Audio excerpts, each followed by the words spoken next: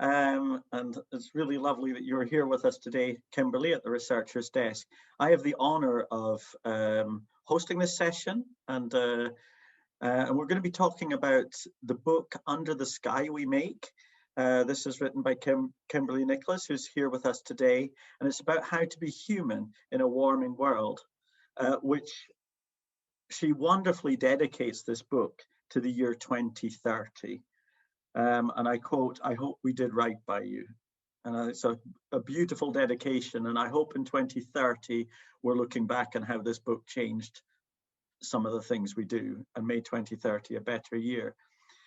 In Kimberly's book, there are 3 sections, and they're based on 12 words to describe the climate crisis, which I have stolen and used in my lectures.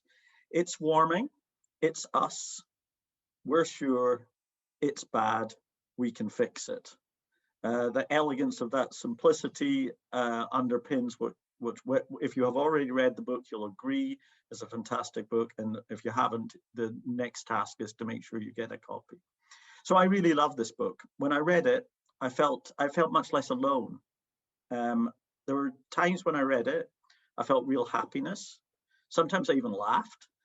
And at some points, I closed my eyes and allowed myself to cry. Sometimes I felt really, really angry, but ultimately I felt empowered.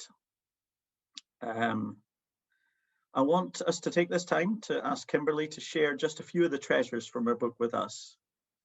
And as I stress, if you've not already read it, please read it. You will really appreciate having done so. I've kind of grouped my questions into around the 3 parts of the book, which tell a story, a vitally important story for us. And I'm going to begin at the section It's Warming, It's Us, where Kim gives for me, what I found the best illustration of the permanency of carbon, which as a geologist I'm aware of, but I've never been able to communicate. And Kim tells us about her great-grandmother, Clara, or great-grandmother, Clara, and her story. And I wonder, Kim, would you be so kind as, just so do we get a taste of the writing, to read a little bit about Clara? That spoke to me enormously, so I kind of like, if we could begin there. Absolutely. Thank you so much, Alasdair, for your really kind words. And it's been such a pleasure to write and speak with you over time, and also about this book. And I am really blown away by how you've engaged with it. So I thank you very much for that. And I would be pleased to read to you. So this is the beginning of chapter 1 from Under the Sky We Make, and it's called Carbon is Forever, Understanding the Urgency of the Task Ahead. My mother's mother's mother, Clara, fled what is now Ukraine in 1904 when she was 22. She had sewn her filigreed platinum engagement ring into her jacket to avoid detection as a deserter. If the authorities caught you leaving with your husband, they knew you were escaping for good. Her immigration record from Ellis Island lists her port of departure as Bremen. She and her husband, my great-grandfather Mark, lived in a damp tenement near Coney Island before they eventually settled in Denver, where they ran a women's clothing shop and raised my grandmother Lillian and her brother. I've seen only one photograph of Mark wearing a fedora and Clara with dark wavy hair. It was taken on a suburban Denver street with my mother, a serious 5-year-old, and her sister Judy, already a great beauty at 9. Old world grandparents who loved borscht, posing with their wholly American grandchildren, who thought the smell of beets and cabbage cooking was just awful. Clara made her life in a new country in her 20s, as I did in my 30s when I crossed the ocean to live in Sweden. I never met Clara, but she touches my daily life in 2 ways. First, her diamond sparkles on my left ring finger. Second, carbon from the coal that powered her escape across first a continent and then an ocean is still warming the atmosphere I share today with nearly 8 billion people. Because when your individual actions are powered by fossil fuels, some of the carbon from those actions stays in the air for thousands of years. Your story doesn't end with your death. Its contrails unfurl in the physical world for millennia. Clara lived to be 82, a good long life. Her grandchildren, my mother and her 2 siblings, are the last generation of my family to have known her. They're now grandparents themselves. Once they're gone, living memory of Clara will wane, and eventually the stories they shared of her will disappear too. Clara's life, as real and vivid and important as mine or anyone else's, will fade into the background of the human tapestry. But her carbon will outlast us all. Everyone alive today is skywriting the most important legacy of their lives in atmospheric carbon. Long after our names and faces and deeds have faded from living memory, long after any genetic or creative or physical or digital traces of us are gone, this carbon legacy will define us in the minds and stories of our distant descendants.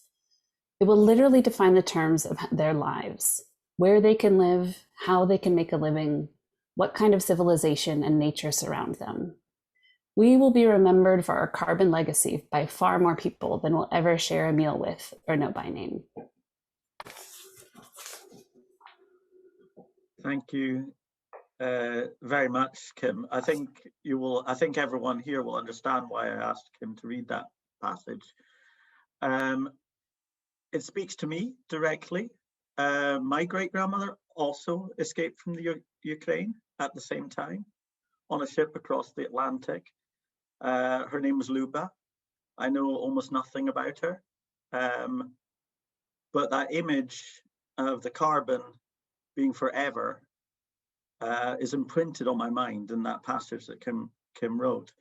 And I don't want everyone to answer now, but when we come to the discussion, I want you to think about, who is your Clara? We're in a room here now with a researcher's desk. Most of you are know a lot about the It's Warming, It's Us part of it. And for that reason, I actually would like I want to spend the short time we have with Kim focusing now on the second part of the book, which I think is the bit which is most challenging for us as researchers. And that's We're Sure and It's Bad, where we come into the feelings about climate, which are very hard for us to grasp. And I want to reflect on grief, which Kim, you take up in several points in the book. When I read about Alice and the Great Barrier Reef, that was one of the moments I gave myself the permission to feel sorrow and to cry. That was really, really hard. But the personal story, there were 2 that you talked about your childhood beach only briefly, but that was so incredibly vivid. You also talked a lot about the Sonoma Valley, and whichever one you feel like telling us about or sharing with us, I wonder if you'd share with people some who have read and some who have not read your book, the Sonoma Valley, the childhood beach, whichever you feel most comfortable with sharing with us today.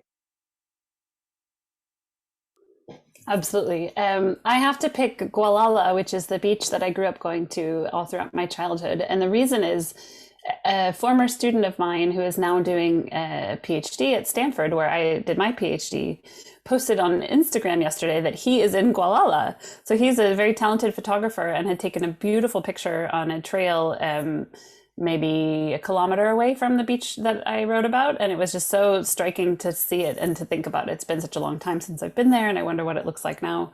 So that beach, I grew up going to every summer and more often actually with my family. It was in a house that was in my father's family. So he also grew up going there as well.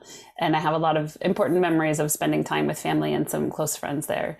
But the place itself is just really etched into my soul. I mean, I can see it really clearly if I close my eyes. And it was a small cove that was difficult to access and get to, and involved a lot of scrambling and hopping over stairs and driftwood. And so it was usually we had the place to ourselves. And that's where I developed a love for the ocean. I mean, I grew up in a very beautiful spot, and I think grew a love of nature from many places, but that was certainly one of them. And having this interaction with, my father and my sister playing in tide pools and poking these green sea anemones to see what they would do, because it was such a thrill that they were trying to close and treat us as a food source. Although I know that's not very nice to make them waste energy. But, when I was 5, I liked nothing better. And picking up the hermit crabs who would cross the beach there. And I think, writing about it now, and it's been a long time since I've been there, but imagining the changes that are taking place and sort of realizing these are real places and real lives and livelihoods and people that we love that are being harmed by climate change, by rising seas scouring away the beaches, by acidifying oceans, making it harder for those hermit crabs to build a shell, by overfishing and pollution and warming oceans that are destroying the food webs basically of the marine life of California. And I think knowing that and carrying that has been a burden of being an environmental scientist that maybe others can also relate to. That, I feel this was kind of a bait and switch that, I got into this line of work because I loved being outside and hiking in nature and getting to look at patterns and try to understand, answer questions and engage my curiosity. And instead, it's really been a process of bearing witness to the demise or death of many of the places and systems and species that I love. So that has been really heartbreaking.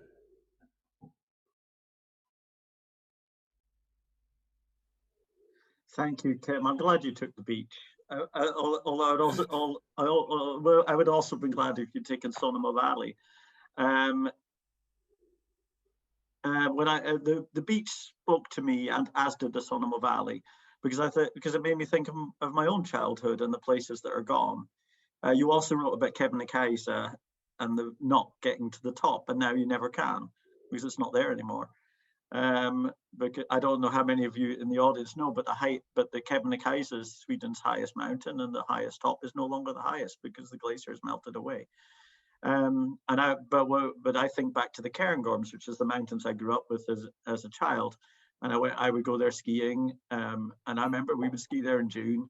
We did those hot sunny days. You'd ski and then you'd lie in the heather, and that doesn't happen anymore. There is no snow there, and there's snow in the very part of the winter, but that's gone. That's a time that has passed. And when I read about your beach, I really the losses of our childhood are something we carry with us. Again, I thank you for writing that, because it made it possible for me to identify with what isn't alone in this.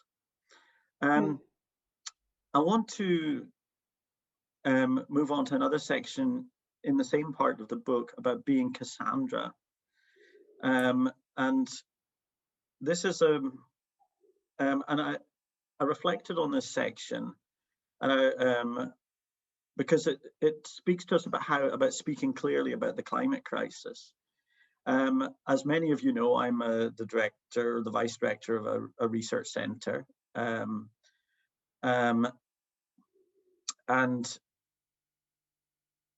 I find it difficult to speak out about climate for that reason, because when I speak out about climate, I feel I'm speaking out on behalf of my entire center. And I know I'm not, but I feel that I am. And I feel it'd be easier sometimes not to be in a leadership role, because then one can speak more clearly. And just based on what we know about science. I mean, Kim, you know masses about the science behind climate, and lots of people in this room do.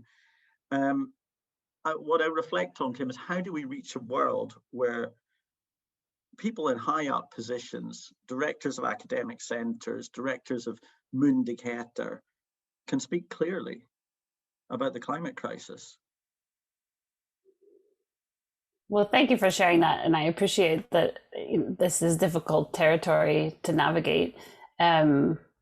I think we have to create the world that we want to live in. And what exactly that means for each of us depends on our situations. But I mean, to speak for myself, I attended a talk by Bill McKibben, the co-founder of 350.org and an author who's been very influential for me, back in 2014. And he had won the Right Livelihood Award, the sort of alternative Nobel Prize for his climate work. And what he said was, tenured professors should be on the front lines getting arrested and protesting because they have the most privilege and the most security, and they should be using it. People who are less secure in their jobs, who live in societies that are less free and democratic and support dissent, peaceful protest, aren't able to rabble rouse in the same way. And that really struck me. I had just gotten tenure, whatever Sweden's weird equivalent of tenure is, but it really made me think, well, what am I doing this research for? And I mean, as a sustainability scientist, I feel like I have actually an obligation to help society meet these goals that they have very clearly said we want to live in. And, there have been democratic processes that take into account deliberation and values to come up with agreements like the Paris Agreement and the UN Sustainable Development Goals. And the fact is, we're just not at all on track to meet those right now, and we're heading in the wrong direction. So I feel increasingly an obligation, really, and also empowered and encouraged to speak out really clearly. And I think that is a really important role for science and scientists to play. And I think it's less... I also read about, and I would be interested to hear your thoughts about this. I mean, I think it's changing over time, both with generational change and also with societal change and with climate change. I mean, when you live through the impacts of climate change in real time, it is harder to deny them. And thankfully, we are mostly past the era of people denying the fact that the climate is warming. But we've just lost so much time and opportunity to prevent real harm from basically deliberate manufactured misinformation campaigns. And I think that has had such a huge effect on silencing and weakening the voice of science and scientists. And that I find really outrageous and infuriating. Thank you, Kim. I think I agree. I think I agree with you that that more and more academics are actually getting a bit braver. I'm noticing even peers, my own peers, being much braver than they were a couple of years ago. And I wonder, and I deeply hope that we're reaching some sort of tipping point. A good sort of tipping point, that we're actually, as academics, we're prepared to be brave. I think your statement about that, once you got tenure, what you got to lose. I think that we with tenure it's a little bit like we should not pass this on to our kids. We with tenure should be the absolute people out on the fighting hardest. Super words. Thank you so much. I think it leads me on to where I'd like to go, if we can go next in this conversation, because there's a really valuable section in the book. It's about the 5 stages of radical climate acceptance. And I think that I might be wrong, but I think that you're able to reflect on that so clearly because you're ahead of me on these steps. For those of you who haven't read the book, the steps are ignorance, avoidance, doom, all the feels, and purpose. I am very definitely feel I'm at stage 4, all the feels. I kind of feel really strongly about it. I feel really angry. I feel sad, grief. And then sort of a bit empowered, but I definitely think I'm at section 4 and I would like to be at section 5, purpose. So I wonder, Kim, if you could tell us, what stage are you at? Maybe you need to say just briefly more about the stages so everyone really understands. And then what stage are you at? And for me, how do I get from stage 4 to stage 5? Yes, thank you. Well, I still inhabit basically all of the stages. I guess not ignorance. I think I'm pretty past ignorance at this point. But, the point of that is that we all have to learn about the climate crisis in some way. It's not some, inherited knowledge or instinct or something. We need to learn about it from, in our case, our own research, but of course that of our colleagues, and reading and learning about it. But I mean, there's still times where I practice avoidance and scroll past or skip things, or don't have the bandwidth or energy to engage in every instance of and manifestation of the climate crisis that pops up, because I have to prioritize my mental health basically and have the energy to make conscious choices about where I spend my time and energy.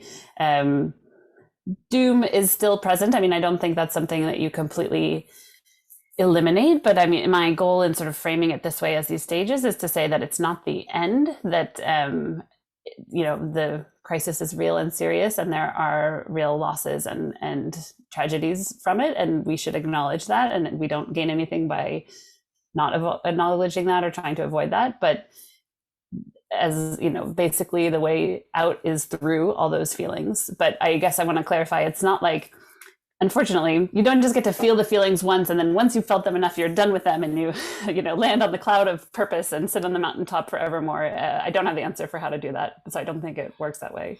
But I do think that feelings are useful guides that are telling us something important, basically, that if you feel sad, it's because something you love has been hurt or lost, and that is appropriate. If you feel angry, it's because your values are being violated and you're reacting to injustice, and that is an important signal and guide for what you really care about. And so that, to me, has been the path to finding purpose, basically asking myself, what are my skills that I can contribute? What am I good at? And do I think is fun? Because that is the work you can sustain. I mean, you need to be able to keep going through tough times. And how do I harness those to try and contribute my small piece to helping solve this problem? And that's both about what I can do as a person and also building the community of people around me to support each other, because we all go through these stages iteratively. And so, when I am down, I need others to help pick me up, and I want to be there for them when that's the case. So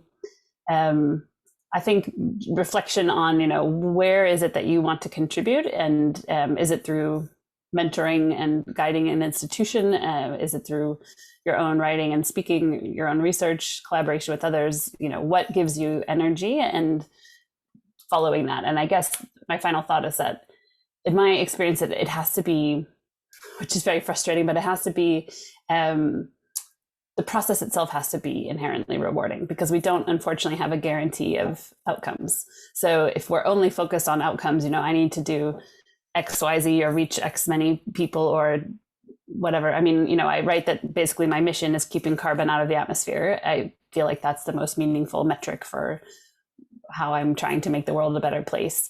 But, it's of course subjective for what can do that most effectively, and how can I uniquely contribute to that. So you have to, I think, practice your Zen with a lot of uncertainty on, is this working? And we might not know if it's working or if we're doing the right thing, but we're planting the seeds and doing the work and having faith, basically, that it will add up. Thank you very much indeed, Kim. I think that it's sort of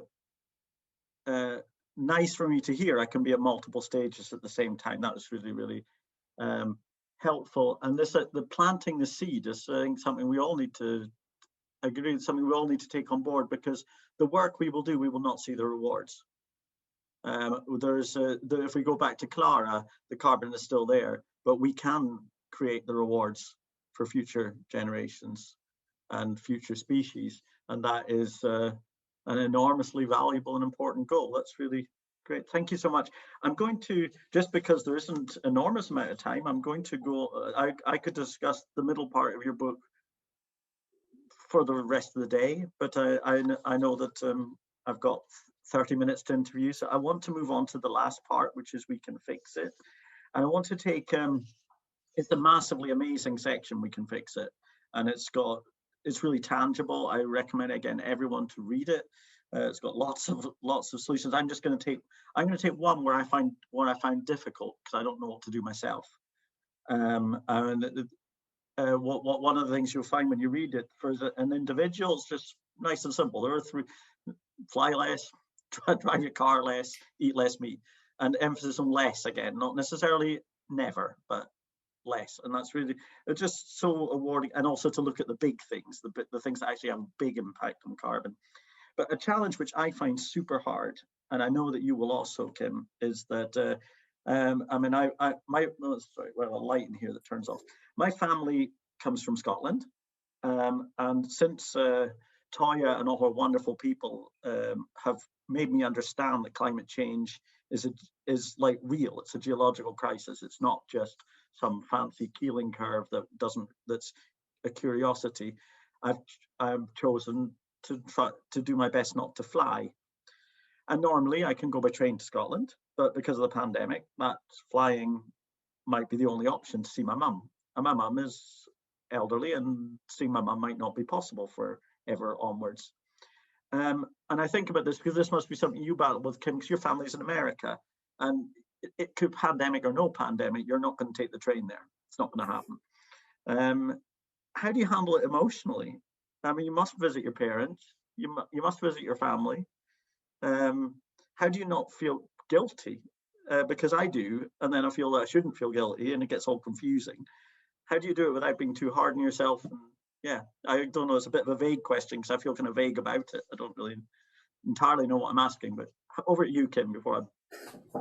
Yes, I think I know what you're asking, and I definitely relate to it. I mean, for folks with high income, and especially for researchers, and those two groups overlap quite a bit, flying is usually the biggest part of our personal carbon footprint. And in my case, it was about 3/4 of my carbon footprint, which is, as a recovering frequent flyer, that is quite typical, and not that unusual for a research environment. So both, yeah, so I definitely understand and relate to that. I mean, and part of the reason, to be honest, that I became a scientist was I thought it sounded glamorous and fun, that my professors were always, jetting around the world and going to interesting conferences and doing field work in exotic places.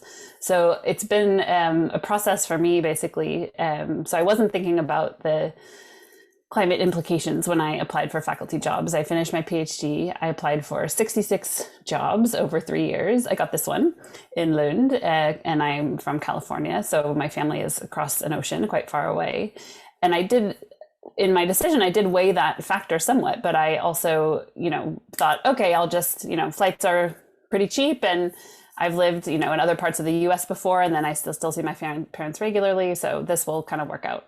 And I really didn't think about that carbon commitment that I was making. So I was definitely at the avoidance stage for many years about that, and just getting increasingly uncomfortable with my own behavior being out of line with my research and that of many colleagues, and sort of knowing that, okay, this is really unsustainable, and but I'm doing it anyway. And so I finally cracked at a conference that I had flown to, a climate conference at EASA in Vienna in 2012. And my friend Charlie Wilson, some of you may know, had taken the train there. And over some beers, we started discussing this, and he was actually inspired by Kevin Anderson. And then Charlie inspired me to actually stop flying within Europe. So that was the decision I made in 2012. And for me, that meant I cut my flying and emissions more than 90%. So it was helpful for me to have that goal and sort of principle.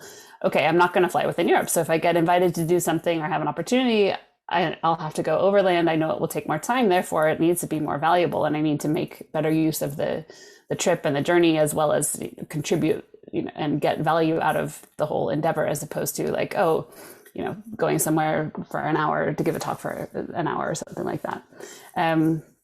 So I guess it's something I'm still wrestling with, because I haven't gone completely flight free, and I still do fly back to North America about once a year in non-pandemic times to see family.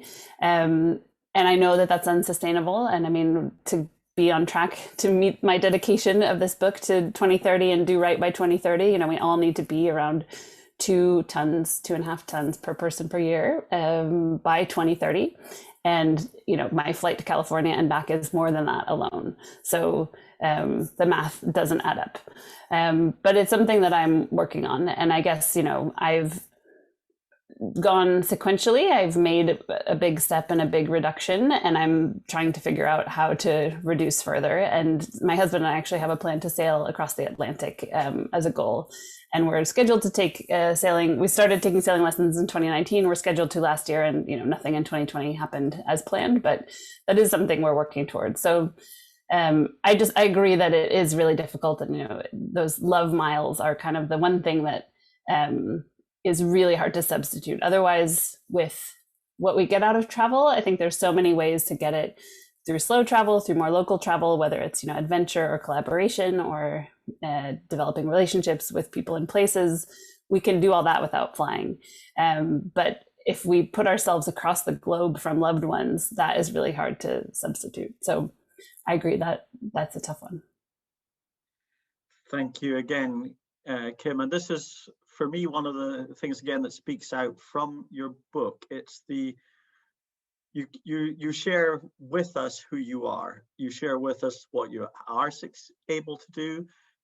But you also I think it makes the whole thing more approachable because you come forward as a person just like me. I did exactly the same thing. I moved to Sweden and thought, oh, it's fine. There's a Ryanair fly over there for like 10, 20 pounds. It's gonna be easy.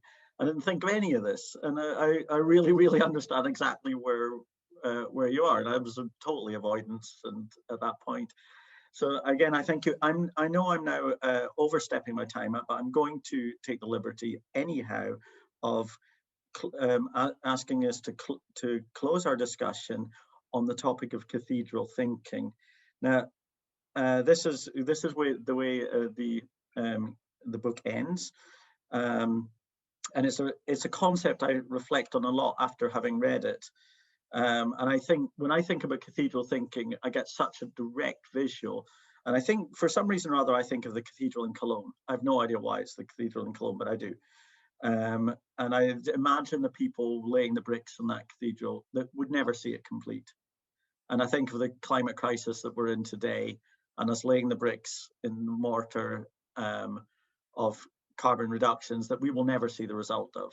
And I see that parallel, that visual parallel is so super strong to me. And I think it will be for everyone else. And I wonder if I could ask you, Kim, to end our discussion by reading a little bit about cathedral thinking for us.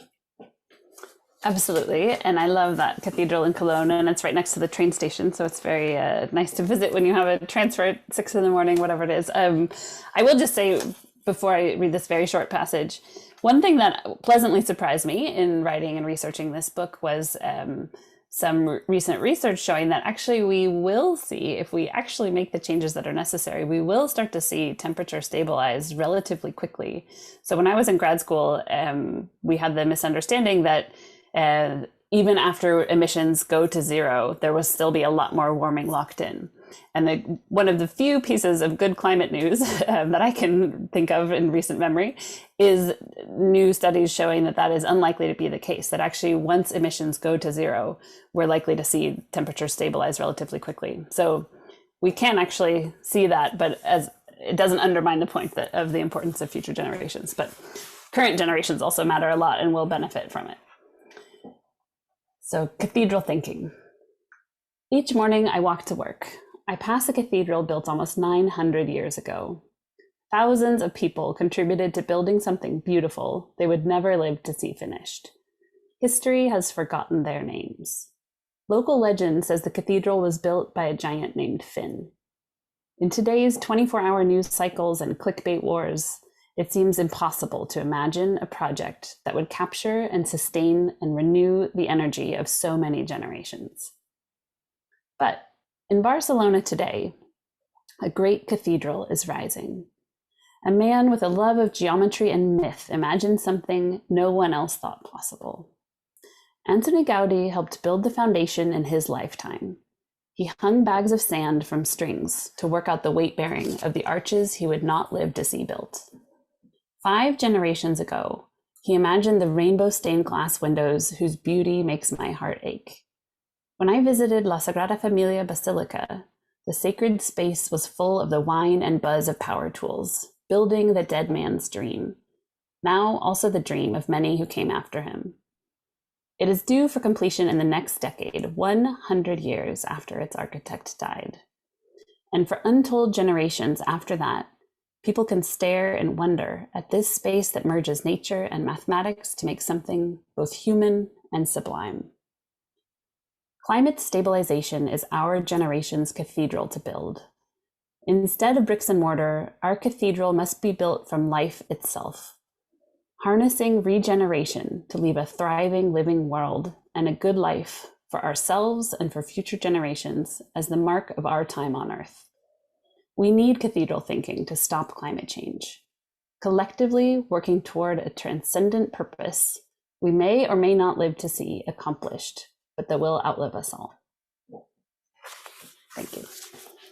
Thank you so much, Kim, for writing this book and for the help it will give us to build this cathedral.